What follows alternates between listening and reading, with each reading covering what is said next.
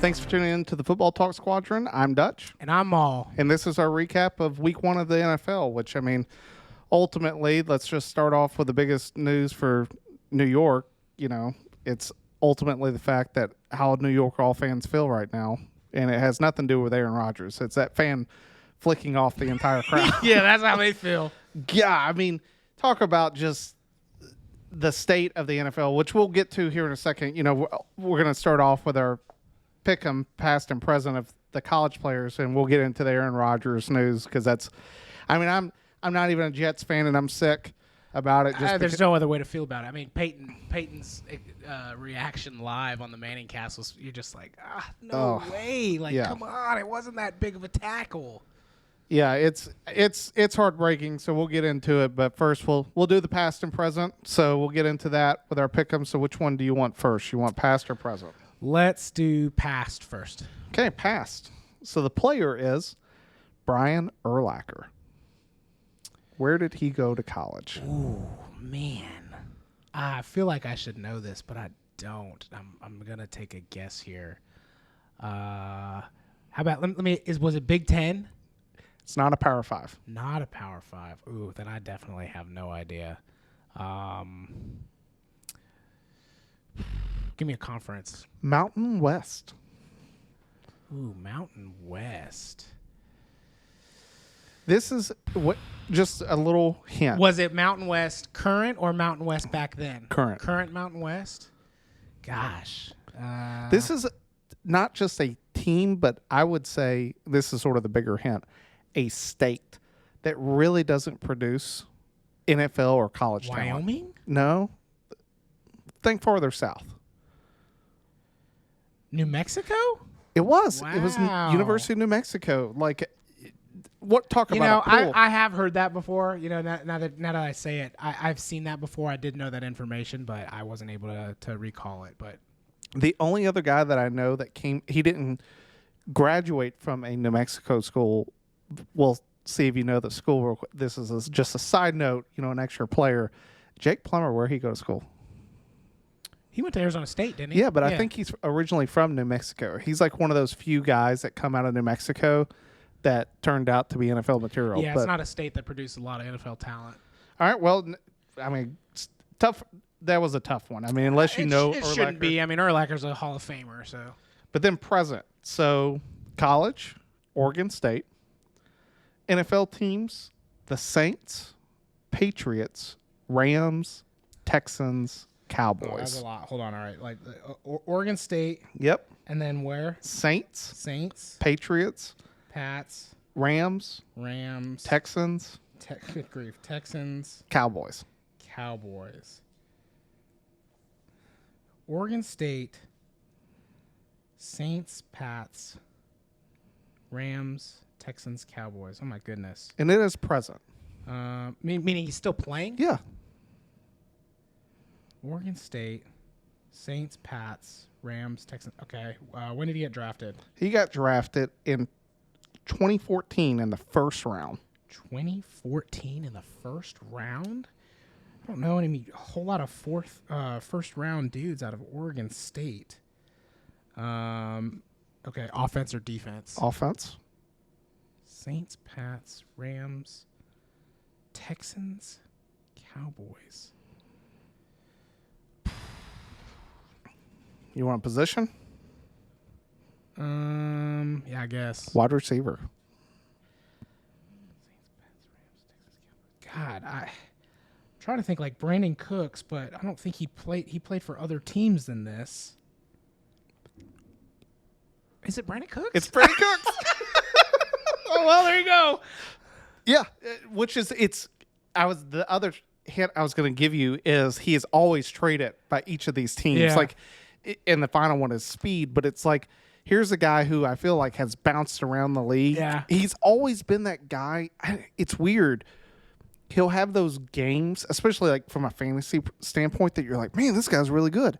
But then most of the other games, dead quiet. Well, and this is, I think, that perfect example. We've talked about it of like just how truly elite NFL players are compared to college players. Because like again, there's guys like Brandon Cooks out there, and I mean this happens every single year, and it will continue to happen. Like there's these guys that have this talent, but can go to the NFL and not necessarily disappear, but they just can become so basic or like so mid for the new kids out there, or because it's just like. Again, he's got elite level speed, and coming out of Oregon State, first round draft pick, like he'll show up, and it's like that's the guy that we drafted, or that's the guy that was worthy of that. But over the course of a career, just that's the difference though between the NFL and college, where like everybody in the NFL is just so good, and well, unless you're the Giants' offensive line, we'll get to that. Gosh. Who's the other wide receiver coming out of Oregon State that was real popular? Us like high school, early 2000s.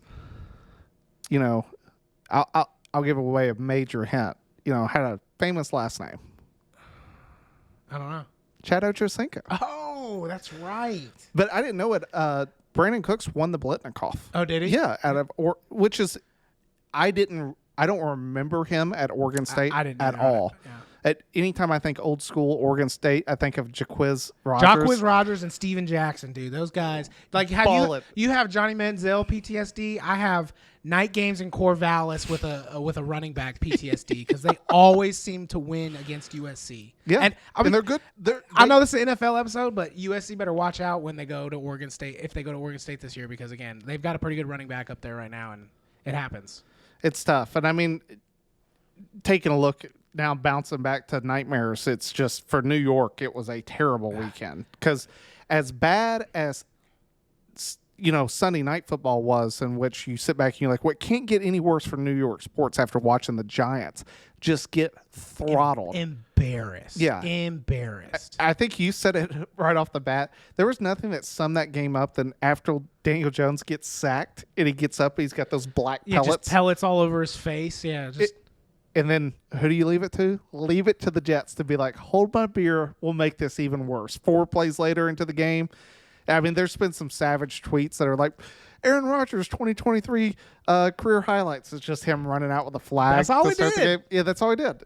I mean, at least the Jets won the game. I mean, like, it doesn't help. Like, it doesn't make it better losing someone like Aaron Rodgers, who you had such high hopes for this season, like with the Jets, but they're essentially the same Jets as they were last year now. I mean, it's just like, now where do you go?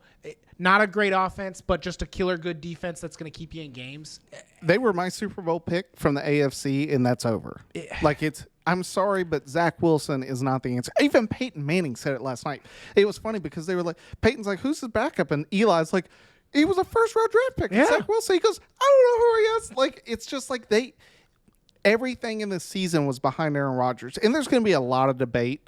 I know what's going on right now of, should they go get Tom Brady? Who should they go get? And ultimately, I think that this is where it's such a difference between, like, college and professionals.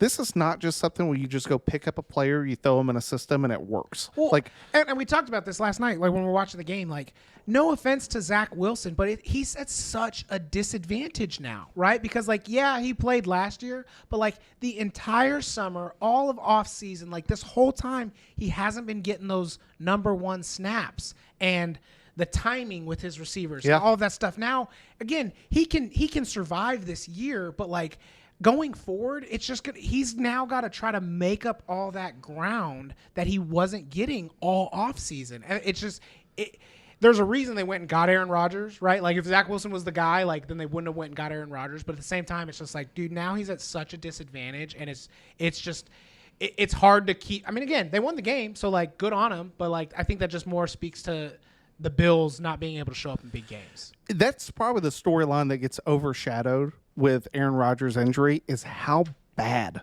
Josh Allen played. Like, it was we were sort of talking earlier, like, it was Brett Favre-ish in terms of, like, later in his career where you were like, dude, stop throwing these like balls up that you're just like, dude. There's clear talent there, and he is. I know people be like, oh, he's a pretender and all this stuff. Like, that's not the case. He is a good, talented quarterback, but you can't take it away that he makes silly mistakes. 2 out of those 3 picks should never even been thrown. 100%. But he makes these mistakes in these big games, and it's that setup for Bills fans where it's like, how do you get rid of Josh Allen? You can't. Like, he's your guy, and you got to ride his coattails when he shows up. He's amazing, but it's like he's not gonna be able to get over that hump because unless he can stop making these kinds of mistakes.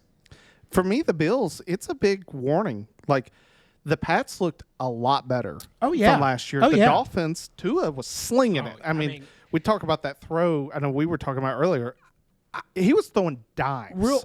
Going forward, I don't think either one of us had the Dolphins making the playoffs. I have to look. I think I had 3 teams from the AFC. You had Jets, Bills, then Dolphins. Yep. I didn't even have them making the playoffs. And, I mean, all of a sudden, they're the clear favorite in the AFC East. Clear favorite.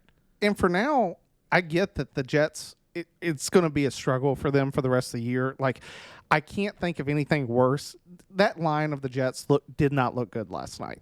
like their defense found ways to win, and special teams won it for them there at the end.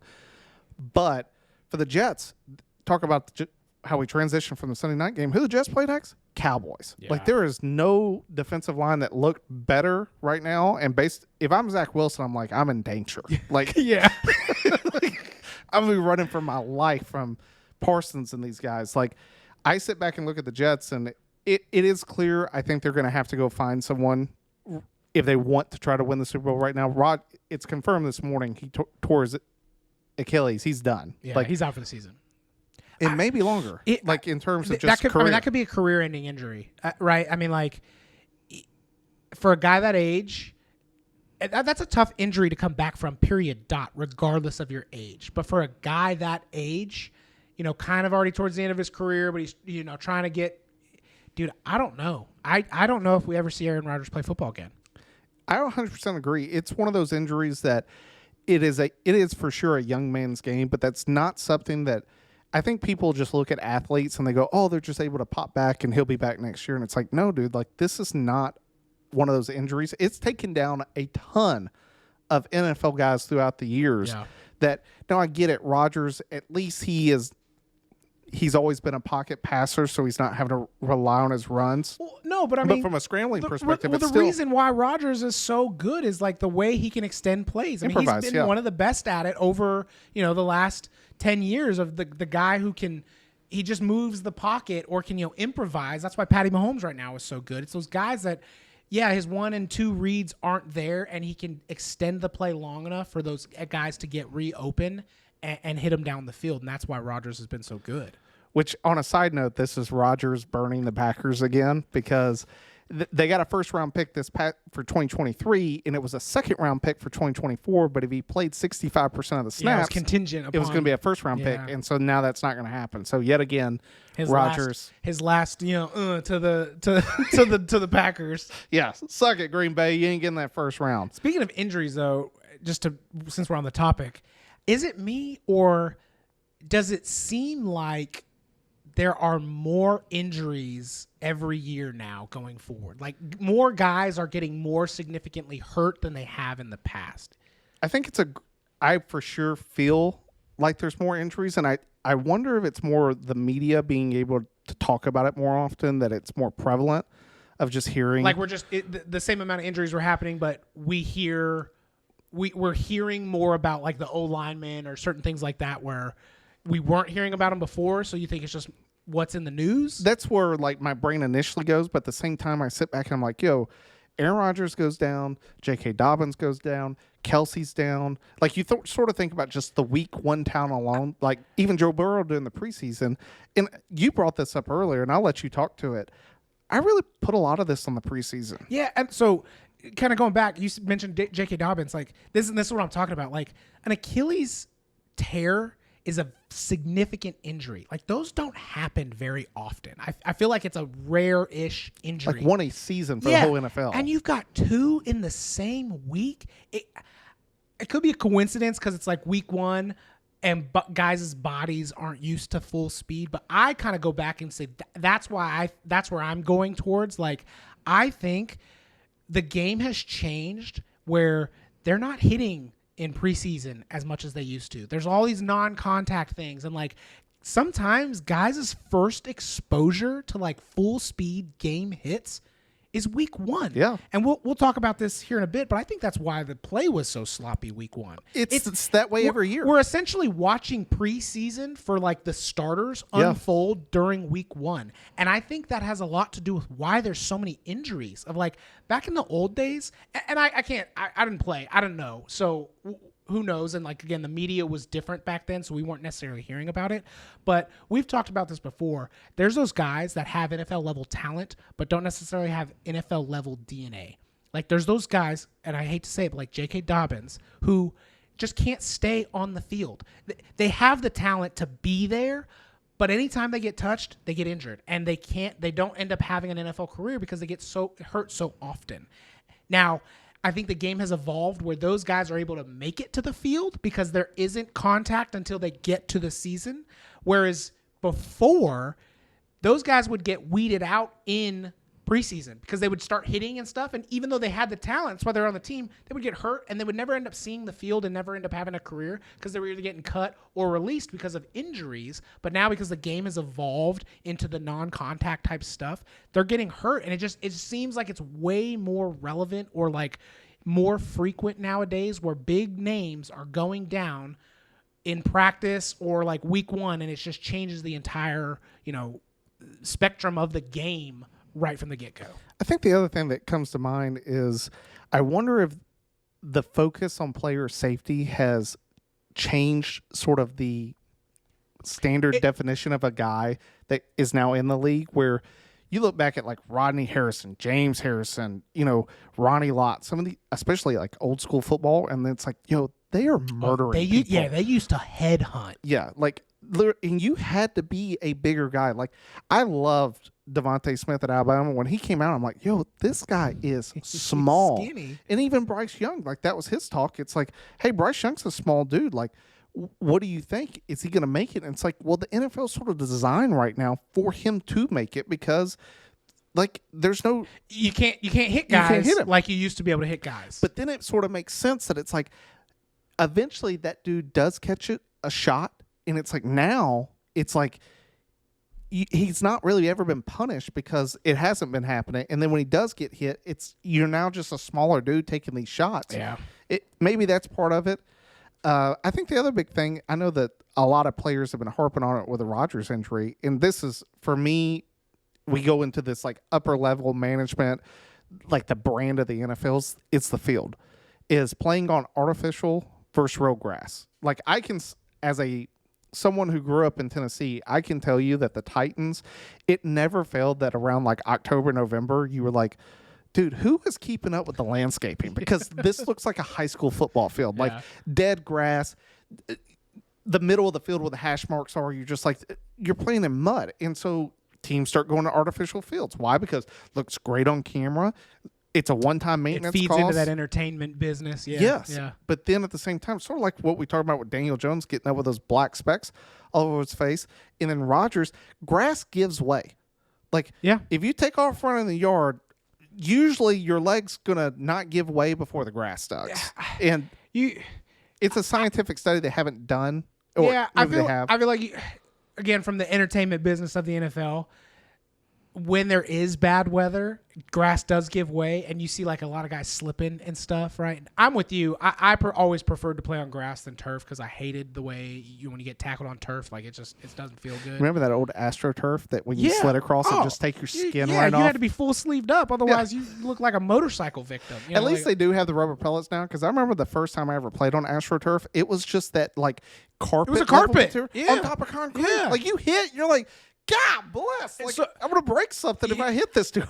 Yeah, from the entertainment business, like grass, guys will slip, right? And like I think they hate to have like the field and like the condition become the narrative of the game of like, oh, well, everybody's favorite thing nowadays is the asterisk in these wins. Like, oh, we would have won if that guy didn't slip when he was trying to make that cut. Well, it's like the Super Bowl with the new grass. Like, they were slipping and people were blaming it. And it was like, and there is a give and take. I get it from that standpoint, but I'm with you. Like, it does seem like a lot of the injuries are happening, and I think the players have, started speaking up and protesting, kind of going like, we need better conditions to play on. And I understand. It's tough. So, I mean, that's a lot on the injuries. We could probably do a whole episode on that. We'll continue with the Jets and Bills, because I think something that we do want to try to do instead of doing it at the end is we'll just sort of give like some fantasy. We've already sort of talked about projections for them. Fantasy-wise, like, I know for you have Garrett Wilson. Yeah, shares of Garrett Wilson makes it tough because, I mean, he still had an amazing catch. Again, the talent is there. Oh, my gosh, that catch. He goes from probably like a number 1, maybe number 2 draft pick in your fantasy draft to like, with Zach Wilson throwing to him, it's a different outlook on the season. 100%. For me, the line looks so bad that if you're sitting there with Dalvin Cook or Breece Hall, like, I'm sitting back and I'm like, it's not going to be. Well, they get you some points every once in a while, but if you're looking at someone that's like, hey, I need someone to tote the rock, give me 100 yards, average, maybe a tutty every 1 or 2 weeks, that's not the lineup for you, especially with Aaron Rodgers not in the lineup. That the Jets defense is always going to be one to have. They're going to create turnovers and get you the ball and get you some points. But in terms of the Jets offensively, it's one of those ones where I'm like, hey, if you got him, it's one of those ones, see if you can trade him, see what you can get for him. But overall, it's not going to be the player that you thought it was. Yeah, the whole outlook, you got to sit back and try to reevaluate, or either, get some trades out there for guys who you think are going to be high. Or, if there's nobody willing, I mean, maybe stick it out. Like, again, the talent is there. Like, Breece Hall looked great last night. So you just don't know how it unfolds. Yeah, how it's going to go forward. For the Bills, I mean, ultimately, the one guy that I really liked last night was Kincaid. Like, he caught like really fast tight end. We sort of talked about it preseason that he's one of the rookie tight ends to look for. They're going to start running a lot of 2 tight end sets, or just probably put Kincaid out in the slot and use him almost like a wide receiver. But for Josh Allen, this really reminds me. I'm not sure if you remember this. Like 2 years ago, Mahomes came out and was like throwing pick after pick after pick, and it was like he was just sort of doing the Josh Allen, Brett Favre treatment of he was like trying to give his receivers a chance, but it was just unnecessary risk. And credit to Andy Reid, really reined it in. Was like, hey, we will win these games if you just won't let it rip.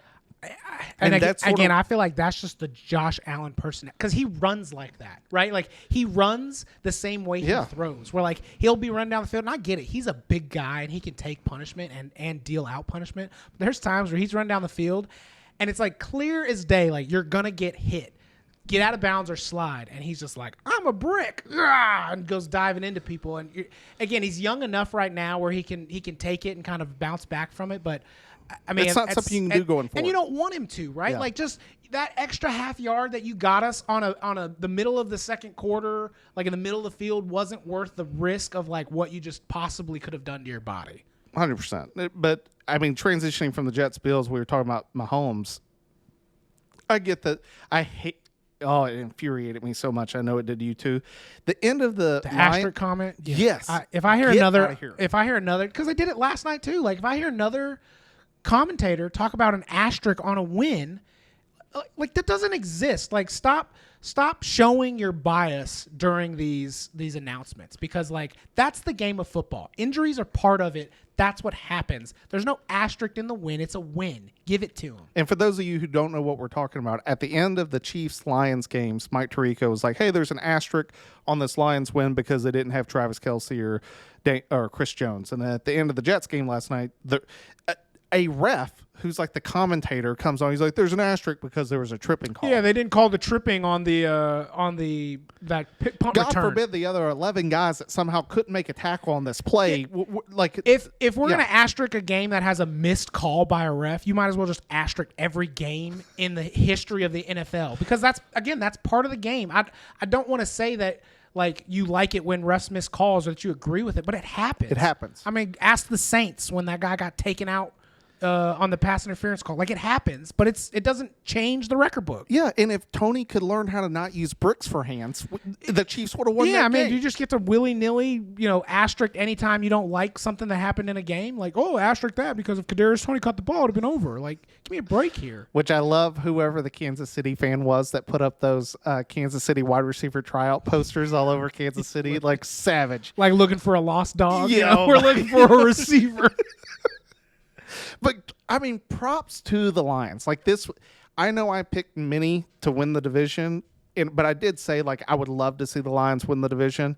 What a statement win. They needed it, and I hope they use it going forward. I love it. Let me tell you, I know coaches don't have jerseys, but if I had a jersey that I was going to buy, it'd be Dan Campbell calling for that fake punt inside your own 20. Early, too. Yes. Early in the game. Against Kansas City in Arrowhead. Like, I love that from the mentality of Dan Campbell that was like, this team is going to win. Like, we are in this season to win, to go to a Super Bowl.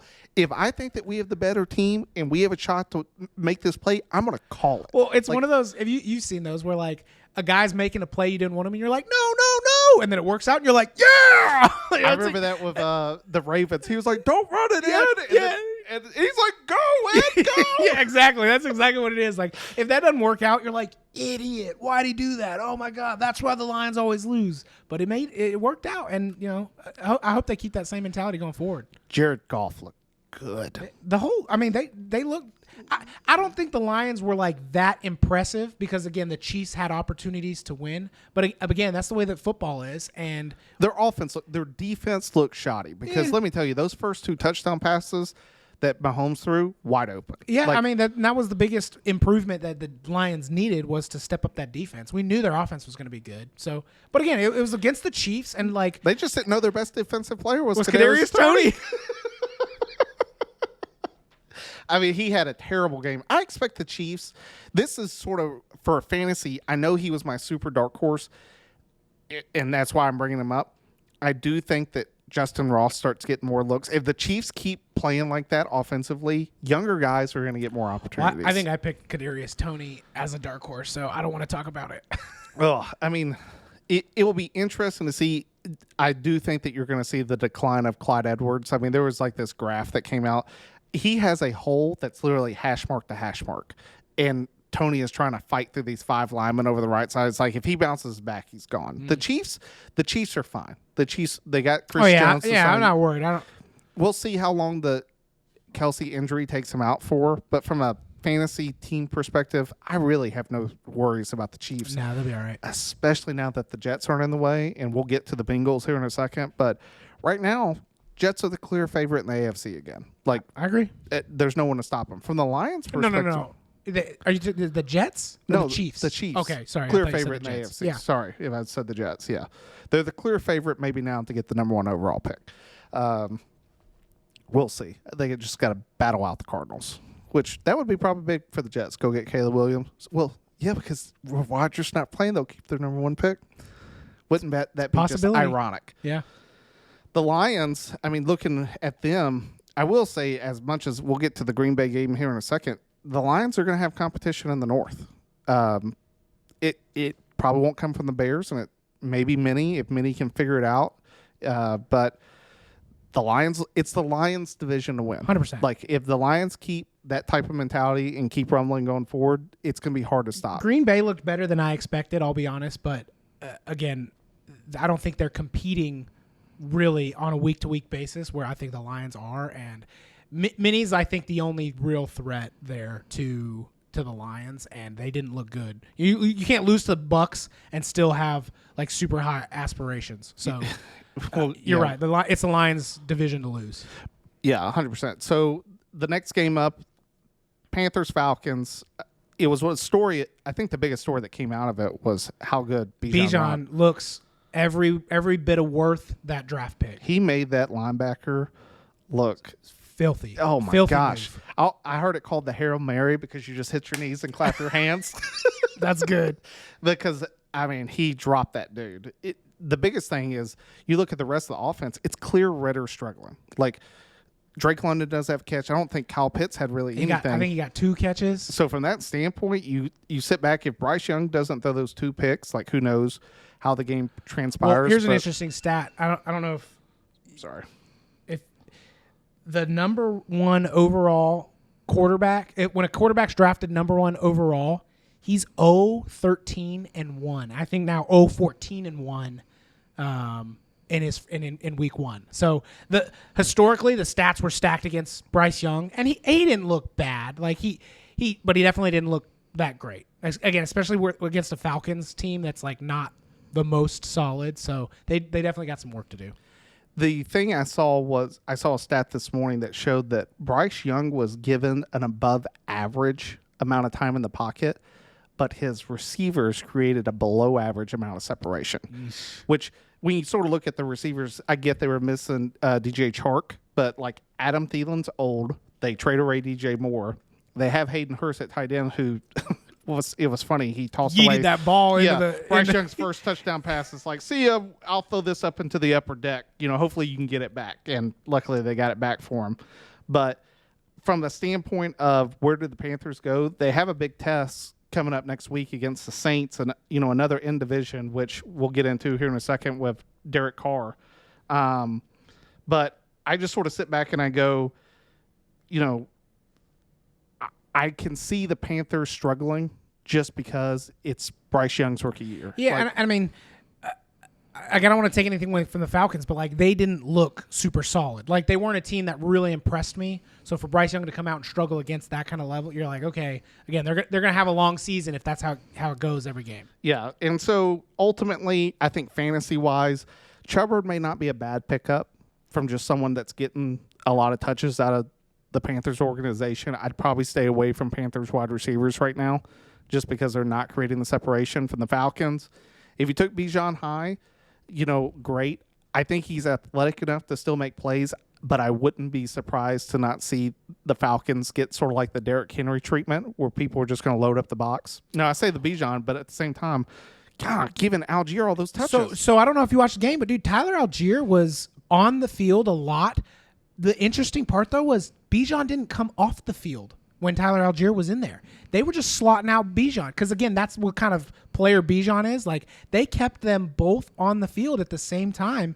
And if they can do that, dude, I mean, Algier has the talent, clearly, to fill that role where they can put Bijan out. And now it's tricking defenses of like, okay, do I still go guard Bijan in the slot so that he can't touch the ball? And if they do, Algier's going to feast. Yeah, 100%. And it will just depend on how the Falcons continue the progression of Ritter. If he can, they need a passing game for sure. Yes, because if not, they're going to start keying off on those key guys and just say we're going to make Ritter beat you, until he proves that otherwise. Now, talk about we're going to make this person beat you. It's the Browns. Dude, they have Joe Burrow's number. They've got his number. What was your stat that you had for? I think he's 1-5 now against Cleveland. I mean, again, for all of the hype around Joe Burrow, and I'm not taking he's a great quarterback, but for an in-division rival to just have your number like that, it's like the Bears and Rodgers. You know what I mean? Like sometimes what I don't know what it is, but just another team has your number and you can't beat them, and that's the Browns to Joe Burrow. Again, I know it was week 1. It was sloppy play, but back to my original point of like Joe Burrow got injured and didn't play in the preseason. So 2 things that we talked about of like what leads to this really sloppy play. And it was not pretty all the way around. And the Bengals looked like Joe Burrow's rookie season with the offensive line. Like their O-line was struggling to protect Joe Burrow, and we all know how that story ends. This is also not trying to take away anything from Cleveland. It really makes me question, like, hey, Burrow being hurt, he doesn't see any preseason. Like this whole narrative of like guys just come out sloppy week 1. Now, I still think Cleveland put it on him enough that I don't think it was just being not playing week 1, but from a perspective of you only scored 3 points, it was just sloppy out of the Bengals. I mean, it was there was a lot of rain, a lot of weather all weekend, so that like adds to the sloppiness of play. But yeah, there were not a lot of games that I watched this weekend that looked like teams had complete both offensive, defensive sides of the ball. I hate to say it, but the Cowboys looked pretty decent, and then the Niners are the other team that I think looked decent on both sides of the ball. That was pretty much it. There wasn't a lot of teams that I was impressed with. And again, I know it's week 1, so it doesn't mean a whole lot, but I mean, it's not good to start your season off with a loss, period, dot. Like, you can't tell me that that's a good thing. So, from the Browns' perspective, I mean, their defense looked really good, which I think we all know Myles Garrett is, if not one of the top 3 defensive ends, if not the number 1 guy. Like, I wouldn't want to play against him. Like, he's very tough to stop. The stat I did see was in the Browns' history of, this is more fantasy, they have never had a wide receiver go back-to-back 1,000-yard seasons, and Amari Cooper had a 1,000-yard season. He's not off to a good start. Yeah, even though they got the win and it was handedly, like, they didn't throw the ball a whole lot well. So Watson was still, he was doing the same thing that he did last year. It was like he was skipping balls in. Like, it just, I don't know what it is outside of, like, he's not. Was it D-Hop and the Texans making it look so good? Yeah, it's not the normal progression you would expect a guy to make during an offseason of, like, that you expect guys to get better and, change the mistakes that they, were having last year. And everybody kind of gave Deshaun Watson a pass because it's like he came in late, hadn't been playing. It's the end of the season. We'll see. All the legal stuff. Yeah, next year he'll do better because he's got a whole offseason to prepare. And here we are. 100%. Like, it's one of those things that going forward, the Bengals, in my opinion, they'll figure it out. They have too much talent offensively. That division's going to be tough, but though. the division will be I mean, the Ravens look good. The Ravens did well. They're going to be a tough team to beat. And then the Steelers, I know the Niners beat them pretty handedly, but I do think the Steelers are going to be a tough matchup. So, I mean, they better figure it out because starting out 0-1 is not helping your cause. No. But I talking about a tough matchup that I didn't really see coming out of them in terms of how well they played against them was the Colts playing the Jags. Agreed. Anthony Richardson played good of all the rookie quarterbacks. He easily did the best. Easily. And you can't even say that he had an easiest matchup either. No. I think everyone expected the Jags to go up there and just cowboy the Giants. I did. I mean, I didn't, and I'm not really on the Anthony Richardson hype train. Like, I didn't think he was going to do that well, and he impressed me with how well he played. Now, it wasn't great. Don't get me wrong. I mean, they still lost the game, but, like, he did a lot better than I expected, and I think the Jags were a little shocked by it too. But speaking of the Jags, man, I gotta say, my dark horse Calvin Ridley showed out. Like, it's one of those ones that this is why he was my dark horse. He wasn't coming off an injury. And he took a whole year where he's not getting hit. He was fresh. He looked fresh. Yeah. That offense will be very hard to stop. Like, it's clear Trevor Lawrence should have been the number 1 overall pick. They're going to shine out and keep playing well. They're going to have bigger tests ahead of them, going forward. But in terms of them in the AFC South. Yeah, I was going to say they're in a good spot in the AFC South because there's not a lot of, like, real solid competition that they're going to have to. It's the Colts. Yeah. That's it. Like, because we'll talk about the Titans here in a minute, but Titans look terrible. So for me, Titans looked exactly how I expected the Titans to look. I mean, like, shut down Derrick Henry, force Tannehill to throw the ball, and he's going to throw picks. I mean, we can talk about them right now with Titans Saints. They're terrible. Tannehill threw 3 picks. Like, it has been clear ever since they got into the playoffs and lost to Cleveland. Like, this team is on a downhill slide. And it's like everybody sees it except them. Like, they keep just going like, oh, we're just going to keep doing the same thing. Like, they're not making the improvements. They're not making any personnel changes, really. Like, they're just keep showing up with the exact same team. Personnel changes? What are you talking about? Yeah. They traded this wide receiver that wanted more money for, this first-round guy that's supposed to be the savior in Traylon Burks. Oh, did they get rid of? A.J. Brown. Like, Traylon Burks literally was like the number 4 guy in receiving yesterday. Like, I get they went and got D-Hop like 10 years too late. Yeah. 10 years too late. But that's the Titans always do this. Like, there are teams that go out, like if I was put it in shopping and they're going to Whole Foods to buy the groceries and the Titans are going to Dollar General. Like, every once in a while you find a good steal, like at Dollar General. But overall, you're just like, what you're getting. You're getting a cheaper product because it's been on the shelf longer. Like, that's why. And that is what the Titans do every single year. But they like you said, they expect the same results. Like, oh, we're still going to win the South. No, you're not. No, you're not this year. Nope. It's not going to happen.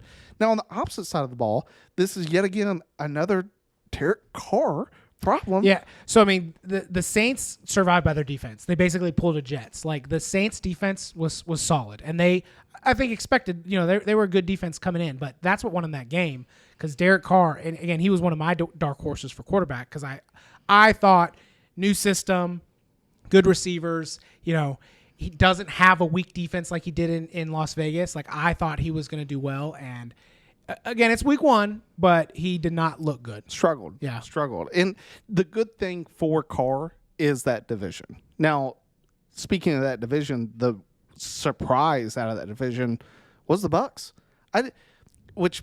You've said this earlier, and I'll let you explain it with your Kirk Cousins analogy of what may happen. Oh, yeah. Wouldn't it be like the most Kirk Cousins thing to do to basically pull the opposite from what he did last year, right? Like, couldn't win the primetime games, but was amazing when he was just playing on a random Sunday afternoon.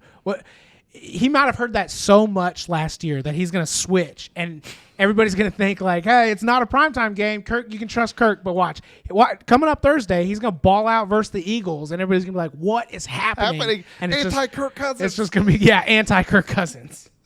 Which, for the Vikings, I sit back and I get the Bucs have a good defense, but Baker Mayfield looked good he didn't throw any picks, I don't think, and he threw 2 touchdown passes against the Vikings defense is weak. So, yes. And we've all known that coming in. So, like, again, it's week 1. We'll see what happens. That was a surprising upset for the week for sure. But I'll be honest, dude, after week 1, again, I know it's week 1, the Falcons look like the best team in the South there. Like, I said the Saints were going to win it handedly just because they I just think the Saints defense is good enough to stop Ritter. We'll see. And we'll see how Carr plays against the Falcons defense. Yeah. That's the key. It's this whose quarterback can figure it out. Like, they all have talent on their rosters. It's whose quarterback's going to be able to figure it out and perform the best when it comes time to play in division games for them. I mean, for the Vikings, you had a great pick in your own fantasy league. Jordan Addison looked good. And he's a guy that I'm saying that if you don't have him on your roster, go get him. him. Yeah, because everybody knows Justin Jefferson's the guy. They're going to have to do everything they can to stop Jordan Jefferson. And because the Vikings defense isn't that good, they are slinging the rock. I mean, they're going to make Kirk Cousins throw the ball because their defense is getting scored on and they're having to play from behind. And when the number 1 guy is getting double teamed, it usually opens up a number 2 receiver to really shine. And Jordan Addison has clear talent where he can fill that role. And when you look at their offense, I mean, it's great for him because you got to guard T.J. Hockenson, you have to guard Justin Jefferson. The fact that he's the number 2 guy, that he is in a position, like you said, that Justin Jefferson is getting the best corner. Yeah, like they are going to probably give coverage help with the safety over the top with Justin Jefferson every single time. More times than not, Jordan Addison's going to get man-on-man coverage. So if he can win those matchups, he's going to put up some major fantasy points. So he's a guy that I would for sure target going forward from the Bucs. I mean, it's clear that Baker has an impression with Mike Evans, and I think the bigger thing is Mike Evans is going into a contract year. This happens all the time that guys like ball out. Well, so that was before the season. He said that he once the season started or right before the season started, he's not going to negotiate a contract, and they didn't. So he's going to be a free agent next year. So you go like, hey, there's kind of 2 paths that this guy can take. The Le'Veon Bell path of like, I don't want to show out or play that much because I want to preserve myself for that next year, and that didn't really work out. Or the, hey, I've now got to sell myself to because the Bucs don't want to pay me, so I got to convince another team to pay me. And the only way to do that is show out. So Mike Evans is going to take that route of like, I'm going to come out and I'm going to play, primetime Mike Evans to get myself essentially a contract next year. Yeah, and he looked at, and he'll get the contract. Like, there's just not that many wide receivers that have his body type in terms of size that he's also, I think he's had like 10 straight seasons. Every season with Tampa Bay, he's had 1,000 yards. Like, Titans can't figure that out, save their lives. No. So a guy like that, he'll be hot in the market come next year. And I know we talk about hot wide receivers in terms of their production. Brandon Ayuk for the 49ers. And we talked about it. We kind of knew that was going to happen. I mean, Debo is the big name, but Ayuk really has just so much talent. And him and Brock Purdy have a good connection there. So he balled out. I don't want to say that was like a surprise, but that's a good looking offense that has a lot of good weapons, and Ayuk is gonna really feast there. Purdy looked good. Like, I don't know. This is the thing to me. I feel like the Steelers should have played better. And it's one of these questions of, like, did the Steelers come out sloppy or the 49ers just that dominant? Like, yeah, or a combination of the two. Yeah, because I thought the Steelers are good. I still think they're better than what they showed. But we talked about the Niners being one of the most complete teams out there in the preseason, and they balled out. Well, they just came out and said Deontay Johnson went down with an injury. So, I mean, for the George Pickens guys out there, like, it's a good time to have him on your roster fantasy wise going forward. I mean, you hope, like, you because Najee didn't look very good. So if they go, but hey, San Francisco's run defense is stout. Agreed. But if from a Pittsburgh standpoint, like, if other teams just go like, hey, their run game's not that solid, and we force Pickett to beat us, I almost think Deontay Johnson going down is a bad thing for Pickens, because now it's like, there's only one threat. Like, all we got to do now is focus on stopping Pickens. Pickett doesn't have a good run game to kind of bail himself out. Like, that might – it's almost the opposite of the Jordan Addison argument. 100%. On the opposite side with the 49ers, the only guy that I don't know if we really talked about it that much with our predictions, he's a guy to he's a great name, but in terms of fantasy, steer clear of, is Debo. Oh, yeah. Like, he changes games with, like, single plays here and there and, like, just drawing coverage and being himself. But in terms of, like, overall fantasy production, so you go look at last year, he only had like 600 yards receiving. He has talent, and nobody can argue that. But I think Debo, from a fantasy standpoint, is a volume guy. Like, he needs the volume in order to be a good fantasy wide receiver. He's a good receiver. I'm not taking that away from him. Like you said, this is pure fantasy. Yeah, in an NFL standpoint, he can change games with the things that he does on a single play basis. But that doesn't necessarily get you more fantasy points. So from a fantasy standpoint, he is a volume guy. He needs the volume, and he's just not going to get it with Ayuk, Kittle, McCaffrey. Like, he's just... Well, that's what's changed since his few years ago. When he was like, oh my gosh, Deebo Samuel, number one draft pick. He was. They're putting him at wide receiver. They're putting him at running back. They're having him throw the ball. Like, I mean, he's a volume guy, and he's just not going to get that volume in that offense with all of those other stars around him. So someone definitely that I would avoid. But honestly, if you're hurting for a quarterback, I'd go get Purdy. Like, this dude hasn't missed. He has been rock solid. And with the amount of weapons he has around him, like, it's really easy to look good. And I'm not taking away from Brock Purdy, but it's easy to look good in that offense with that many weapons around you. They're going to put up points. Yep. So talking about a team that put up more points than I really thought they should have, is the Cardinals, which hats off to Josh Dobbs. Like, just to survive. Yeah. Like, keep it together. I think everyone last week, when they cut Colt McCoy and they were like, oh, we don't know who's going to start, Josh Dobbs, a guy that we've had for a week and a half, or this brand new undrafted rookie, everyone was like, Cardinals are trying to tank. Yeah, like, it looked like a suck for luck year. Yeah.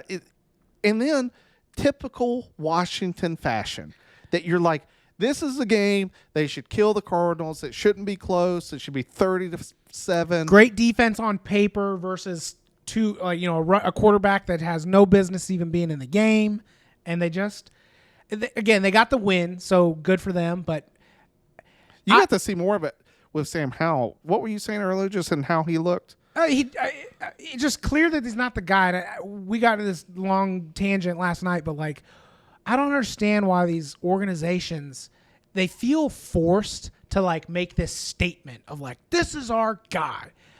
You don't need to say that. Like, you can make him the starter, fine. But like, let's just have a true, honest conversation of just like, we want him to be the guy, but he's got to prove it first. Like, and I mean, against Arizona of all teams, like, he looked bad. So again, like, props to the Cardinals, props to Josh Dobbs for like keeping them in that game. But I think it's more of a testament to how bad Washington looked, because, and they got the Cowboys and the Eagles, dude. Like, good luck. Like, they're gonna get trounced if they show up like they did against the Cardinals, against two really Super Bowl contending teams. What's the thing that you said, that if the Washington Commanders wanted to give themselves the best chance to win, it's with Jacoby Brissett. Oh, yeah. It's not Sam Howell. Jacoby Brissett is the clear favorite. And anyone that's like, we were sort of talking about this last night, anyone that wants to know if you have a franchise quarterback, let's just imagine that your franchise quarterback doesn't get hurt, but somehow you end up with the number 1 overall pick, and you have Caleb Williams sitting there looking at your face. Who's passing on him and who's taking him? Like Kansas City, passing on him. Buffalo, probably passing on him. Jaguars, passing on him. Passing on him. But Titans, they're taking him. Washington, they're taking him. Atlanta, they're taking him. Yeah. Like, if you can't with 100% confidence say that you would pass on Caleb Williams, then whoever your current starter is not your guy. And even because it was funny, I brought up Daniel Jones, and I was like, well, they take him. And you were like, well, not with the money. And I was like, I get the money plays a factor in not wanting to take him. But if you sat back and said that they didn't even have the conversation, like, because Kansas City's not having the conversation. They're like, we don't need him. We'll trade the pick. Like, we'll get more out of this than we need. We have Patrick Mahomes.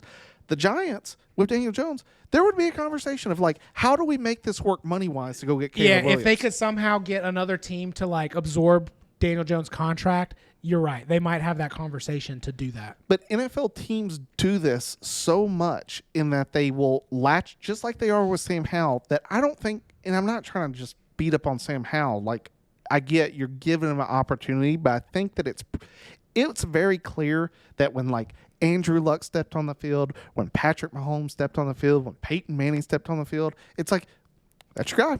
Like, it didn't take Mahomes a game for people to be like, found him. Yeah, got it.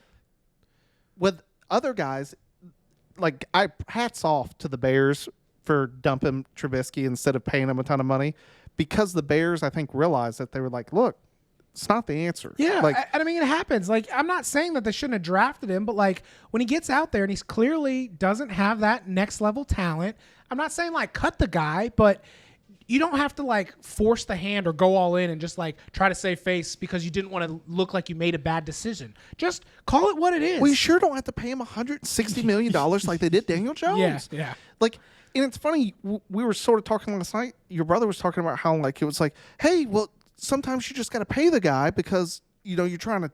False. And I disagree with that wholeheartedly. 100%, because at the end of the day, when you pay a rookie that amount of money, it never fails. You have to sacrifice other positions. Like, we put out the stat last night. Mahomes was the very first quarterback that took more than 13% of a team's cap to win a Super Bowl. Yeah, it doesn't happen. So, like, usually paying that guy is a mistake. And Mahomes is at 17%. Daniel Jones, 25% of the cap. Like, 25% of this team's cap is going to this one guy. And I'm not. This is the thing. Like, I want to get across. Like, I'm not saying when you get your Patrick Mahomes to not pay that guy. When you get someone like Patrick Mahomes, go pay that guy. Yeah. But wait until he is Patrick Mahomes. Like Sam Howell, Daniel Jones has done nothing to earn that amount of money. And I'm not saying Daniel Jones isn't good. He is athletic and can complete passes. He's not worth the amount of salary cap that you're paying him, and he has not proven that he's worth that much money. If he goes out and wins the NFC East and takes you to a Super Bowl, fine, pay the guy because he's showing you results. But you can't pay a guy thinking that amount of money gets you those results. That's not how it works. Correct. And it hurts you to build a team. And that's why teams like Washington stay historically bad, is they keep paying guys that they don't need to pay, and then they can't pay anybody else. Yeah, because they try to make this statement of like, he's our guy, let's pay him. And then it's like, well, why did you pay him? He's not the guy. Well, you know, we thought he was going to be. Okay, well, let's learn from our mistakes and let's let him be the guy first and then pay him. Because at the end of the day, again, not hating on Sam Howell again, but this is just where we've gone with the conversation. But like at the end of the day, if Sam Howell's like, pay me or I leave, let him leave. You can find another Sam Howell, right? Like if you can, there's a guy that comes out in every single draft that could be Sam Howell. I don't know what his name is yet, but I promise you there's going to be a guy in this draft that comes out that could do exactly what Sam Howell does. And you don't have to pay him that kind of money. And not to take anything away from Purdy, But this is sort of the opposite spectrum, is that when you take a guy and you put him in amongst a great cast, it does wonders for him. Yeah, and that's the thing. Like, Purdy comes out next season or whatever and is like, hey, pay me. Go ahead and pay the guy, right? He's shown that he can take you to the NFC Championship game. Go ahead and pay the guy. But don't pay him before he gets you there. Especially with a team like Washington. It's like, I get he has Scary Terry, but outside of that, it's like, who, Dotson?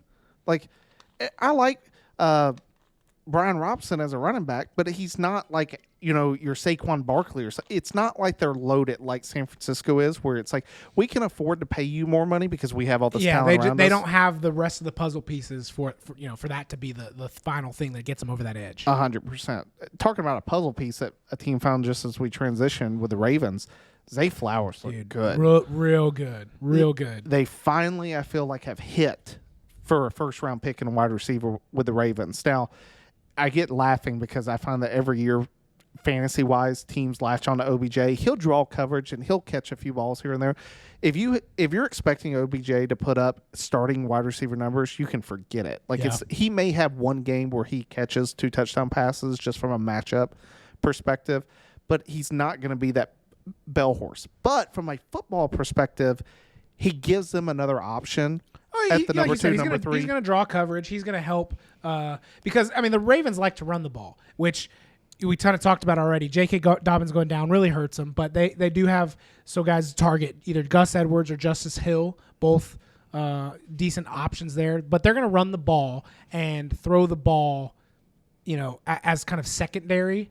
Especially Lamar Jackson likes to run the ball as well. But Mark Andrews wasn't in the game, so with Mark Andrews is obviously going to draw coverage. That's just another benefit for Zay Flowers. And again, he did look good.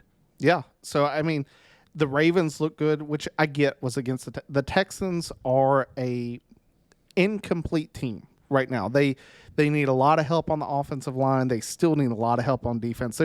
It's not just a 1-year thing for the Texans. It's a multiple-year thing. You could tell the Texans even know that's like they had I can't remember what it was. It was like a sack or like a defensive takeaway or something, and they were already down like 22 points. But you could tell they were all just like, yeah, on the sideline. Like D'Amico Ryans came over like, yeah, that's what we're talking about, baby. And it's like they're taking the little victories. Like they even know they have no business competing in some of those games, and they're going to take those little victories and just try to rebuild from there. And that's all this is a rebuilding year for the Texans, and it's probably a multiple year rebuilding. Agreed.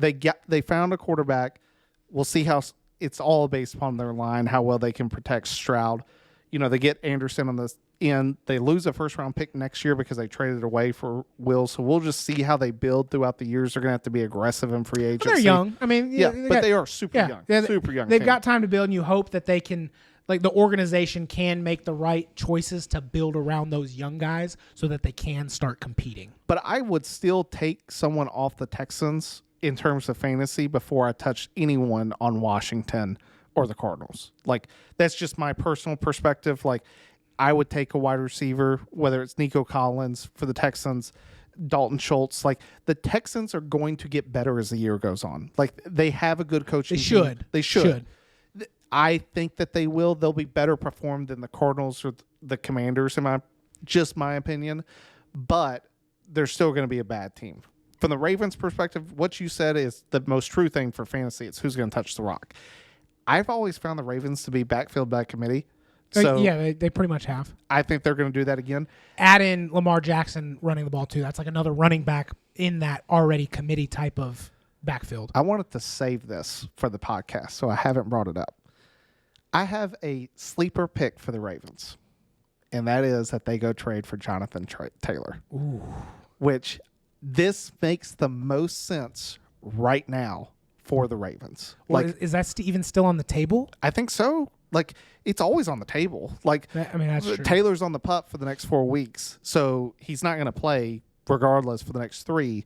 But from Indy's perspective, I don't think he's a Colt. Like, he's not going to play again. Taylor, I think, will sit out the rest of the season and just say it's not going to happen.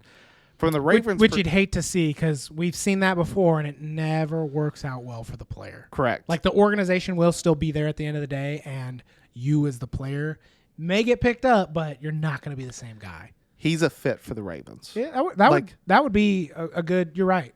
if they now the problem is like I saw the Colts ask Miami that, hey, we need a first round and Jalen Waddle for Taylor, and I was like, I hope that whoever answered that phone in Miami was like, who is smoking crack in Indianapolis? God, that's not happening. We can talk about this in the next episode when we talk about valuing the running back, but I feel like the Colts did that to like save face, to say like, oh yeah, look, we let you try to explore getting traded, but full well knowing that they were going to ask for enough that no team was really going to give.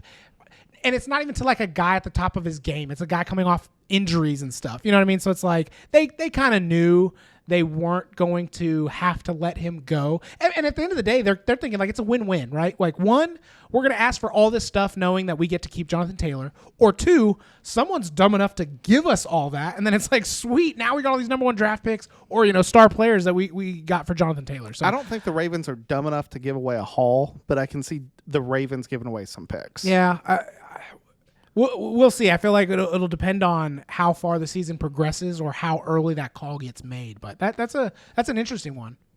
And we'll see how that works out. The next game up for me was a shock in how one team played so well and the other team played so bad. It's the Packers and the Bears. Like, again, I'll eat my low. hat. I didn't think the Packers were going to – I mean, I thought they were just going to be – Jordan Love played a lot better than I expected. I had him finishing bottom of the division. He didn't look amazing, but he looked like a run-of-the-mill average quarterback. Like, he looked like sitting behind Aaron Rodgers did him a lot of good. He looked like he was completely prepared for that game, and they won handedly. If you put that game on and take away all the colors on the field, you would assume that the Bears and the Giants' offensive lines are the exact same. Because both quarterbacks were running for their lives. Yeah, Justin Fields was under pressure all game day. I saw a play where it was Quay Walker who played an amazing game for Green Bay, but Justin drops back to do a boot, and as soon as he turns around, Walker's in his face. And it's just like that was his life, that entire game. Literally, as you said, running for his life. And at some point, even when he was throwing the ball, I mean, he couldn't even get a good throw off because there was some lineman in his pocket where he's bouncing his elbow off of other guys' shoulder pads or something, so he couldn't even get a good throw off. Which for the Bear fans, like I know that was rough because you had such high hopes after the preseason of DJ Moore catching those catches that you're like, oh, I think our offense is going to be there, and it's still evident that from an offensive line standpoint, they need a lot of help. Yeah, the trenches make and break your games. And it's not going to get easier for the Bears because ultimately in that division, they're going to have to outscore not the Packers because they couldn't do it this week, but then the Lions and many. Like every team in that division can score. They may not have the best pass defense, but when you have a terrible offensive line, it makes your pass defense look a lot better because you're just getting rushed. So from Green Bay's perspective, a big fantasy guy that didn't play week one, but I would say going forward, yeah, it's going to be Watson. Like Dobbs is fast, caught some passes, but dude, Jordan Love looked a lot better, and if they got a threat out there with Christian Watson, I mean that. If he wants to keep throwing like that, then they're going to put up some fantasy points. Yeah. So having either Dobbs or Watson on your fantasy, watch out. And ultimately, I know you have DJ Moore. It's probably it's going to be extremely buy low right now, but the outlook for DJ Moore, he's going to get some touches, but I have a feeling it's going to be just like Carolina last year, where it's like he still scores some points. He's not going to be trustworthy. Like he'll have games where he goes off and you're like, oh, I should have started him because he's on my bench. But then you'll start him the next week and he'll get you like 4 points. Like it's going to be so inconsistent that you're not going to be able to start him with confidence unless you're desperate. Speaking of people that can't score any points, the Denver Broncos are yet again back in primetime football, being unable to score more than 2 touchdowns in a game. Like that to me, you sort of said this, and I'll let you go off on it with what we sort of now know about Russell Wilson. Yeah, you don't want to take anything away from Russ because he did what he did in Seattle, but it's just as you keep watching these games, it gets more and more clear that Russ benefited from the scheme in Seattle and the defense that they had in Seattle. Like if Russ was not in Seattle, if it was Geno Smith instead, I think Geno Smith is the guy that we're talking about that has all this talent and all this stuff. You know what I mean? Like, Russ is who he is, I think, because of Pete Carroll's, offense and then the Legion of Boom that they had. Like, it's just very clear that Russ, and it could be because he's getting older and all that, but like he doesn't have it. It's not there. 100%. And because from like, the Broncos, the Raiders defense is not good. No. And Russ still could not. Again, you try to give him the benefit of the doubt of like first year, he had a bad offense coordinator. Now he's got a new coach, new system, blah, blah, blah. Like, still shows up and it's just the same old story. Like, you can't keep making excuses. I watched a little bit of the game, and from my perspective, it was the Broncos had those moments. It was like, here's your opportunity, Russ, to go win this game. Here's your opportunity to go get points. Here's your opportunity to just take command of the game, and they just failed to do it every single time, which is I am a big believer in that when a head coach like Sean Payton comes in, who I think knows how to coach an offense. Now, we talked about it in the preseason. He had arguably one of the greatest quarterbacks of all time in Drew Brees. The fact that when he came in, I think everyone thought that you're like, hey, we're going to at least see a vast improvement to Russell Wilson. He improved a little bit, but not to the point that you were sitting back like. There was nothing Russell did in that game that impressed me. Like, yeah. It looked like the same guy from last year. Which for the Denver fantasy guys, like Cortland Sutton will always do the thing. I love Jerry Jeudy, like from in college, but as a pro, year after, he's like OBJ. Like, you take him thinking like, hey, this is the year. This year he comes back. This year I get fantasy points. Does not happen. Like, he's been hurt a lot. Just he doesn't get the offensive play that you would think. I think a lot of it deals with Russell Wilson, just who's throwing to him. But, man, like Bronco wide receivers, stay away from him. And then Javonte Williams, in my personal opinion, days are numbered. Like, he looked good. I thought Samaje would have a bigger role and he might going forward, but Javonte Williams looked good for like the best he could do. Like, it wasn't. I say it from the standpoint of teams are just going to load the box and say Russ beat us. Yeah. Like, ultimately, that's what they did last year. That's what we're going to do this year. Like, they're going to continually make Russell prove that, like, hey, we're going to make sure that you can show us that you're the 2012 Seattle Seahawks Russell Wilson. Yeah, and I mean, he's not going to do that. No. So the Broncos aren't going to win a whole lot of games again this year. For sure. So from the Raiders' perspective, the only big surprise fantasy-wise for me was Hunter Renfrow not getting a dime. Yeah. But who was the Jacoby Myers? Jacoby Myers did balled out. Great. Balled out. This is sort of like that Jordan Addison and Hunter Renfrow. Like, when you have Devontae Adams on one side, you got Josh Jacobs in the backfield. It's one of those where one of them is going to get, a favorable matchup. This week, Jacoby Myers got the favorable matchup. And look, I'll be the first to admit, like, I was hating on Jimmy G. I don't think he's a game manager, right? But it was just like he was able to shine because it was the San Francisco. And I'm not saying he looked good on Sunday with the Raiders, but he did exactly what the Raiders needed to do.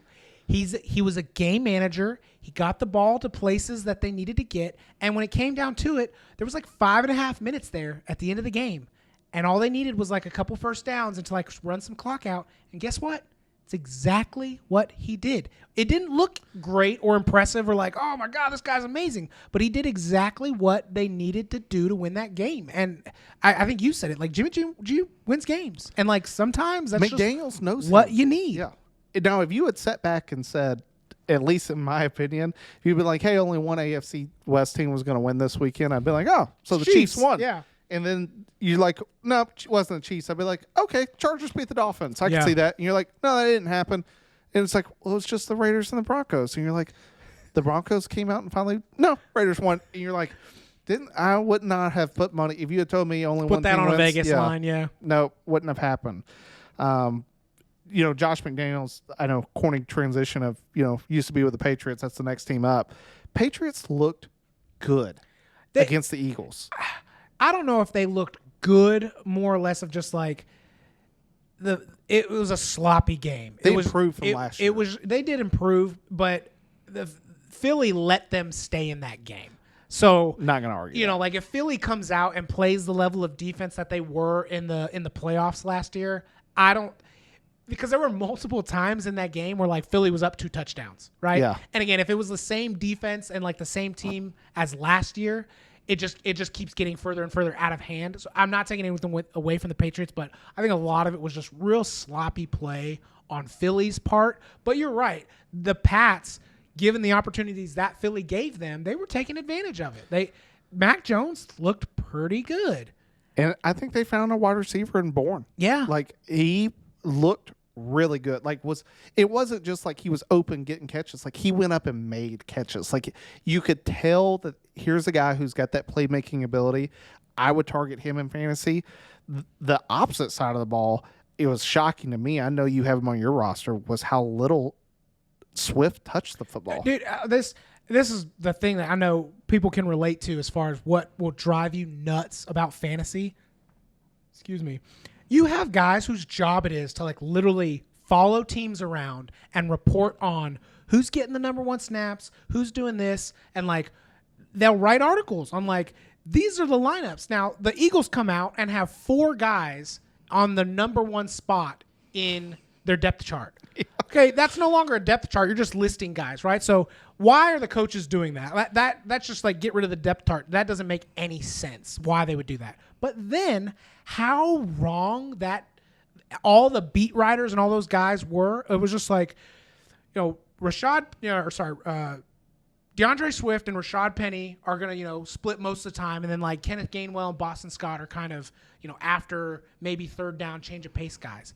Then they healthy scratch Rashad Penny, right? So that right off the bat is just like, why did you have him in the 4, as far as like top guys on the depth chart? If you're going to healthy scratch a guy, you full well knowing he wasn't going to be in that number one spot. Why was he there? But then DeAndre Swift sees the field minimally. I think he got like 1 carry for 1 yard and 1 catch for 0 yards. Boston Scott, I think, was only on the field for like 8 snaps. And it's all Kenneth Gainwell. It's like, how were you so wrong on all of that? Yeah. And from a fantasy perspective, we're not there, right? Like, we're not watching these teams during their practices and all that stuff. You have to trust what the analysts say because it's their job to do that, right? So when you look at the outlook for a projection on a guy, and it's like, he's clearly going to get all of the snaps and he's the number one guy. And then he comes out and he's like 3rd string. You're like, what happened? Where did that come from? Like, find that guy who wrote that article and fire him because like he's terrible at his job. ESPN hires them all, especially for the draft. So Mel Kiper blows my mind. But I will say the Eagles head coach came out and said Swift's going to touch the ball more. I mean, he said that he doesn't want to be in a position where he comes out of games where Swift only touches the ball, 2 times, which fine, but like you're the guy that called the plays. You're the guy that put Kenneth Gainwell out there to start. Like, what if you want Swift to touch the ball, why didn't you put him on the field? Yeah. I'm not going to argue that. Now, from a perspective, I know it's not fantasy, but I think it's or at least my pick for the Super Bowl was the Eagles to come out of the NFC. Dude, Jalen Carter showed everyone should have been the number 1 overall pick. Like, here's a dude that. Oh, and we called that after the draft. Like, they got the steal of the draft by him falling that low just because of his off-field incidents and that, like, poor showing at his combine. What's nuts is that one of the backup guys on the line that would come in to, like, spell guys was Fletcher Cox. Like, when you say that, you're like, yo, this team's dangerous this year. Stacked this year. And it's funny, he came in, it was like a 3rd down run by the Pats, and Fletcher just literally swims this guard, tackles the guy, loss to no gain on the play, and you're just like, Eagles, this is week 1 in sloppy play. They're going to be a good team. Yeah. Like, because they're going to improve. It's between them and San Fran. Like, when they finally meet up, that is going to be the game of the year where the Eagles play the 49ers. You hope. The game of the week, though, in my opinion, was the Dolphins-Chargers. Looked like a Big 12 game out there with just pew, pew, pew, pew, touchdown, touchdown, touchdown. I know we say it, but, man, Tyreek Hill is good. Like, it is just – he can't be guarded, which that, to me, is the most difficult position in the entire league is corner. Like, hey – all the rules are designed against you. Can't touch this guy. You got to let him catch it. You can't tackle him after he catches it. Can't hit him in the head. But good luck guarding the fastest guy in the world. Yeah. Yes. The most athletic people on the planet, and all the rules are designed against you. It's impossible. Go for it. Yeah. That's why corners like just go through like tic tacs. Like you're just like you can't find one. I mean, it's you difficult. brought it up. This is off topic, but why guys like Darrell Revis why they're in the Hall of Fame? Because for a guy to play that position and then play that position so well just really speaks to just how good he was. He was Revis in our. I don't know if you'll ever see another. I hope we do. I hope we see another Revis. But I still remember there being a photo. He is 1-on-1 with Randy Moss on the outside. All 10 guys. There is not a guy within him on his defense that's within 30 yards of him and Randy. Like it is literally Revis Island. Like that's what it was. And like people don't appreciate that when you find a good corner, dude, pay that man. Yeah, hopefully, I mean, Sauce Gardner's probably got the most hype or potential to kind of do that, but he didn't. I mean, his stats last night weren't great. Yeah, I mean the biggest stat for the Dolphins was 201 and CTE 0 because I'll give it to him. He bulked up. He looked. I mean, he was throwing dimes. Well, they schemed it too. I mean, like he was getting the ball out quick and. You know, from a guy who like doesn't really know how to get tackled because every time he does, he gets a concussion. The defense to that is just get the ball out quick, right? Yep. And when you have someone like Tyreek Hill who can get down the field so quickly, it worked out. It was a great game though. Like the biggest threat to the Dolphins was they gave up 250 yards rushing to the Chargers. Like from a defensive perspective, you're gonna have to figure that one out. So stats like that I feel like are a little skewed because when you have an offense that's that potent, like.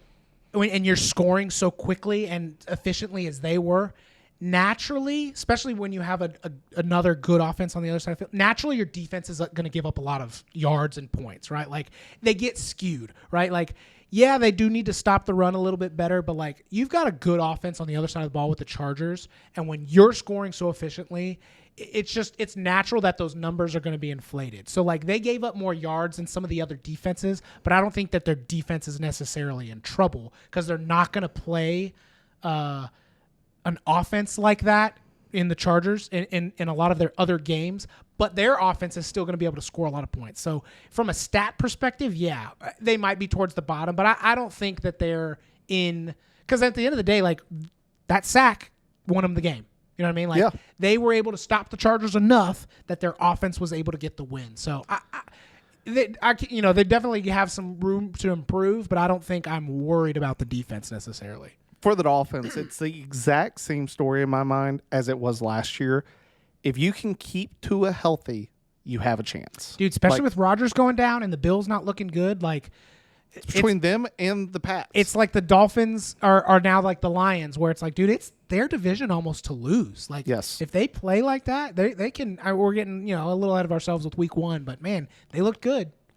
They have the talent on that roster that you sit back and you go, if they can keep Tua healthy, watch out. Tyreek said he was going to get 2,000 yards this season, and he's on pace after game 1 for 3,600. If he hit 3,000 a year, like just give him his gold jacket now, dude. Yeah, for sure. We'll see how it plays out for the Dolphins. I have high hopes. I still have high hope for the Chargers. I mean, they're good football. They're good offensively. They lost to a really good football team. Yes, 100%. The Chargers will be fine. We'll see how long their wide receiver health stays healthy for. Like it's sort of like Mike Thomas. Like you're already surprised you haven't heard the IR. Mike Williams got crushed in that game. Did? I don't know if you. I didn't see it. It was kind of like it wasn't intentional. He was kind of like running on a slant, and a linebacker was like going to the flat or something, and they both weren't looking, and he caught him right in the head, and just Mike Williams went down, and he was out. He came back. He came back in the game, so you're like, ooh, that's good to see. But you're right. It's kind of just like the writing's on the wall. It's just like, when's it going to happen? Yeah, for the Chargers. The game that outside of probably the shocking upset to me was the Rams beating the Seattle. That was a big surprise. In Seattle, no less. Without Cooper Kupp. Yeah. Like, I could not tell you a player offensively outside of Matt Stafford and Cam Akers for wide receiver. Van Jefferson was supposed to be the guy, but he was doing his best Kadarius Toney impression all game. And then that led Matt Stafford to find Puka Nacua, which, again... Yeah, look that up on a Wikipedia page. I don't know where he went to school. You stumped me with that one. But it was clear Matt Stafford's MO his entire career has been find the one guy that's going to get open and catch the ball, and I am just going to feed that guy. And without Cooper Kupp right now, it's Puka Nacua. So guys that are, and I promise you, he's not on anybody's lineup. Like, go get Puka Nacua if you need a wide receiver, because Stafford's going to feed that dude until Cooper Kupp comes back. 100%. And the big thing with Cooper Kupp, speaking personally, I know that hamstring injuries, they are so tough to recover from in a season, because especially for like a position like, wide receiver, where every single play you are hustling, changing direction, it takes one little tweak, and when that hamstring tweaks, it's done again. Like, it's not a 1 week recovery period. My only counter argument to that, and you're right with all of it, but I think that's why though they put him on IR. Yeah. I think the Rams made the right decision. And again, from fantasy standpoint, you're like, no, I need my guy to play. I drafted him, whatever. But it wasn't quite there, right? I mean, before week 1, it was still kind of like he might be able to play. It was questionable, right? He could kind of go either way, and he went and saw that specialist. And I think hopefully, I say hopefully because you like to see guys like Cooper Kupp on the field. I think hopefully they made the right decision and go, it's not quite there, even though we're in season. Let's not force it. Let's let you fully get recovered here with the IR. And that's why they put him on IR as we're not even going to attempt it. We can't. He's got to stay out 4 weeks, right? We can't even talk ourselves into maybe he can play this week. We just cut, rip the Band-Aid off. Let's get him healthy and come back. I'm not saying that he can't retweak it, stuff like that happens, but hopefully they made the right decision there and he does come back fully healthy and can do Cooper Kupp things for the rest of the season. I mean, if they keep winning, I did not see them beating Seattle Same. at all. You so and me both. If the Rams keep playing like that, guess what? They'll just leave him until he's healthy. If you can keep winning, that's the best health to Cooper Kupp. Well, that's going to be one of those, when they start winning, all of a sudden they're going to go, oh, snap, we got a shot. Let's put Cooper Kupp back in because we're trying to win this thing now, right? It's easy when you're kind of going we don't really think we have a shot this year. We're kind of in a rebuilding. Let's not risk it with Cooper Kupp. Let's put him on IR. And then all of a sudden they start winning some games. They're going to be like, we need Cooper Kupp back because we're trying to compete. It shows how bad they missed Stafford last year. Yeah. Stafford is... Oh, yeah. Stafford's an amazing quarterback. Detroit had multiple opportunities to really get talent around him. They only kept Calvin Johnson around him. He is, in my opinion, one of the better quarterbacks in the league. That you put talent around, he's going to find them. It helps that he has Sean McVay, someone that really just knows how to draw up an offense. Yeah. The Rams I don't see them battling the 49ers still. No. It's just, no. I attribute it more to the Seahawks being sloppy. Tyler Lockett went out of the game. That hurts them, Lockett's a great wide receiver. In them having Metcalf, Lockett, and Smith and Jigba on the field at the same time, and Kenneth Walker, they have the talent. The Seahawks will be fine. I think they kind of just got surprised, a little bit of week 1 sloppiness, maybe thinking, the Rams aren't really that big of a competition. But, I'm not really worried about the Seahawks. We'll see going forward. But, yeah, I mean, it's clearly the Niners' division to lose. It was just it was a big surprise when the Rams were able to pull that out. Yeah, and, I mean, on sloppiness and being worried, the only team more worried than the Jets is Giants. Because an absolute beating. I mean, it's one of those you knew Dallas's defense was bulked up. They're good, and that's one of their highlights of that team. But man, I did not see 7 or 8 sacks or whatever it was coming out of that. If you thought you were doing anything from the Giants side, all your dreams are crushed now by what the Cowboys just did to you. I can't believe that they kept putting Daniel Jones back out there, because if they kept calling me, I mean, in the first quarter, I think you even said it. I remember I turned it on, but halfway through the first quarter, I'm like, I think I might just go to bed. Yeah, this game's over. It was 19-0, and it was Cowboys hadn't even seen the offense yet. You know, it was just typical Cowboys. Can't score on offense. The rest of the team will do the scoring. So it was brutal. I just sit back, and for Daniel Jones this year, he's in trouble. He is in trouble because that line, that's not a problem that you just fix. You can't coach that out by the end of the season. I mean, the Bengals had that same problem Joe Burrow's rookie year. If the line's playing that bad, Saquon's, he's not going to. Yeah, again, it's one of those, it doesn't matter who you put back there. If your line is just gapping it up, your team's in trouble. Yeah. Maybe it was just hey, and I wouldn't want to play in those conditions either. Oh, no, it was a torrential downpour. No one, you could tell every time Daniel Jones went back on the field, it was like, I don't want to be here. Like, I understand that. But then, like, the fact that Jalen Hyatt went out, he like dropped a couple wide open passes. The Giants that night literally had, as the scoreboard reflects, nothing. They were riding the high of like, we made the playoffs last year and we're gonna come out and compete, and they got another thing coming to them. 100%. So for the Cowboys, I mean, the guy that I think that probably doesn't have a lot of attention on fantasy rosters, he's more of a special teams guy, but they found ways to get him in the offense, is Turpin. Like, oh yeah, that dude, he showed up. He has speed. And on that offense, I think that especially you got CD Lamb, he's always going to be the star. You got Gallup. Being able to use Turpin and throw him in there just to create a matchup for defenses that it's like, hey, that's our slot guy. Good luck. Like, you're going to have to cover one of these guys one-on-one, pick your poison. It really comes down to, can Dak not throw a pick? That was going to be my exact thing of just like, as good as the Cowboys looked, and I know all the Cowboys fans are going to be like, we're back, baby. This is our year, because we hear it every year. Dak did not look good. I mean, he didn't look bad, but like, if they want to be legitimate Super Bowl contenders, your defense isn't going to be able to do that to every single team. That's not going to happen. They need Dak to step up his play in order to like legitimately be contenders. 100%. But they do. They're definitely on the top of the list right now. And I love Tony Pollard. Pollard showed exactly what we thought, that star back. Like, they're going to run the rocket. The Cowboys season will be defined by Dak Prescott.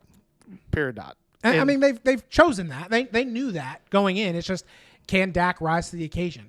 And he's going to have good games, but he needs to do it on a more consistent level. And speaking, I know this is more foreshadowing. This really, in my opinion, is one of these, like, this is sort of the Cowboys, like, you need to win now.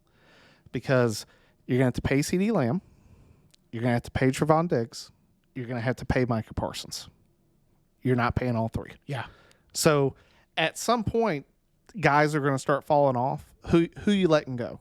And because you've already paid Dak his money, I don't even know if Tony Pollard's even gotten a paycheck. Yeah, I don't know. So they just paid their guard, Zach Martin, which I think is the smart move. You always pay the offensive lineman. It's as the Giants found out, it's tough when you don't have a guard. Yeah. Like, you take those things, but for Cowboys fans out there, like, it's really sort of getting time for that do or die, because once that quarterback comes off the rookie deal and starts taking that money, unless Dak starts acting like Tom Brady and saying, hey, I'll take a reduced salary in order to make sure that, like, I have guys around me so that you can pay Micah, you can pay these other guys.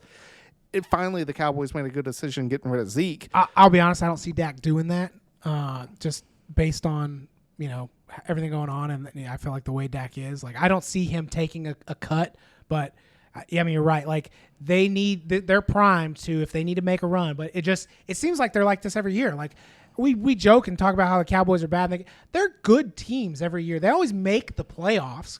They're always right there, but it feels like another setup of just like, they're going to do well and they're going to have all this hype going in the playoffs, but a sloppy play here, a sloppy play there is going to keep them out of the big game. And then they'll meet the 49ers. Yeah. And then they'll be done. But, I mean, we'll see how the season – it was an ultimate high, ultimate low, and especially for some teams in week one. I said that before the Monday night game, and then the Monday night game happened. So you're just like, it's heartbreaking, because I feel like at the end of the day, everyone wanted to see like how Rodgers was going to do. Yeah, finally not a Packer, all this hype around him with new offense and a good defense, and it's heartbreaking. It's over. So the AFC West, or the AFC race, it's the Chiefs again right now. Until someone proves otherwise out of the AFC, I think the biggest challengers to them right now, it's the Ravens. Like, I would have said the Dolphins, maybe. Oh, if they can play defense. Now, I will say the Dolphins can play offense. That's a good point. I mean, it's just the Lions. The Lions just showed that they're not indestructible. Like, the Chiefs are beatable. And I mean, the Chiefs have shown that every year. They'll lose to someone like the Titans randomly, and you're just like, hey, there's a secret to beating them. But then they come out the next game, and you're like, man, how do you even beat these guys? But it just shows, like, the Chiefs are beatable. So there's some teams out there that have some opportunities there. But the NFC's stacked. NFC is just loaded with talent this year. That will probably be the best playoff games is when it comes down to the NFC. We'll see how the season goes along. Bunch of games next week. What you can sort of expect from us, sort of what we already told you. Luckily we were able to get together in order to meet to discuss NFL Week 1. We'll try to discuss as often as we can. We'll continue to try to break it down sort of like this, going by game by game. I know me personally, I always hate it on ESPN when they're like, oh, well, the Chiefs game and the Jets game, and then you're like, well, what about the Bears-Packers? Like, you don't hear anything about that game. So we'll discuss every NFL game. We won't talk so much sort of like we did this week about, what happened during the game. It's more just like, hey, big takeaways, who to look for on fantasy, who I'd probably stay away from. But outside of that, that sort of wraps up our NFL Week 1. Do you have anything else? Nope. Appreciate everybody for tuning in. Thanks for tuning in. We'll see you next week.